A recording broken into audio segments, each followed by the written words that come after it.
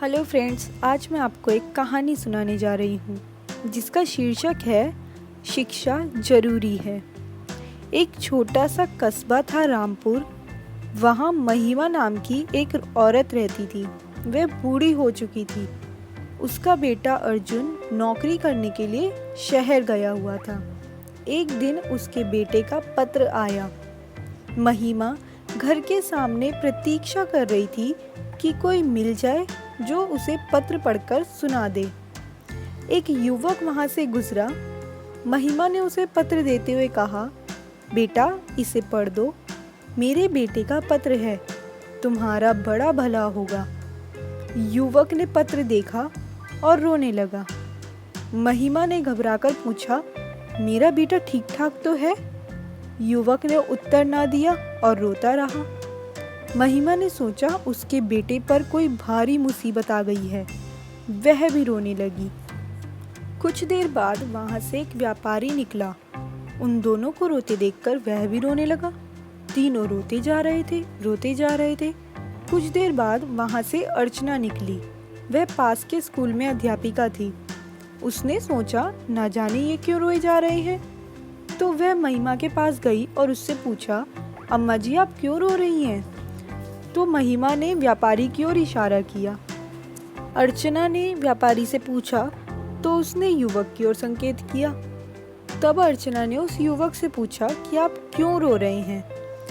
तो वह रोते रोते बोला, मेरी माँ मुझे उम्र भर पढ़ने के लिए समझाती रही और मर गई। मैं पढ़ नहीं सका।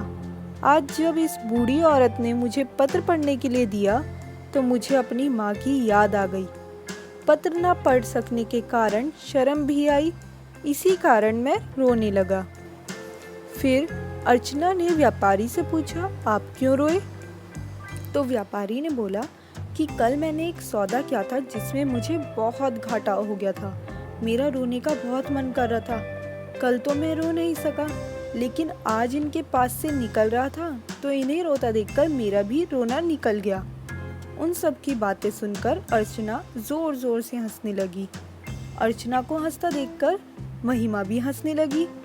अपनी मूर्खता पर युवक और व्यापारी भी हंसने लगे। अपनी हंसी को रोकते हुए महिमा ने अर्चना से कहा, बेटी अब तुम ही पत्र पढ़ दो।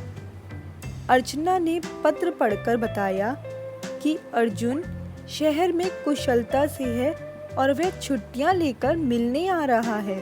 उसकी गाड़ी शुक्रवार को रामपुर पहुंचेगी।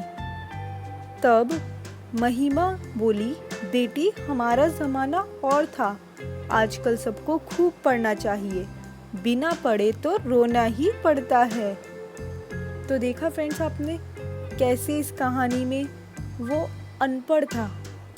उसकी माँ बोलती रही पढ़ ले बेटा पढ़ ले, लेकिन उसने पढ़ाई नहीं की और उसकी माँ मर गई तो अब उसे पछतावा हुआ। तो इसलिए सभी को पढ़ना चाहिए और आगे बढ़ना चाहिए। तो आप सभी जो नहीं पढ़ते हैं बच्चे, उनको मोटिवेट करें और उन्हें समझाएं कि आज के समय में पढ़ाई का कितना महत्व है और पढ़ाई कितनी ज़रूरी है। Thanks for watching. Please like, comment, share, subscribe our channel and don't forget to press the notification bell.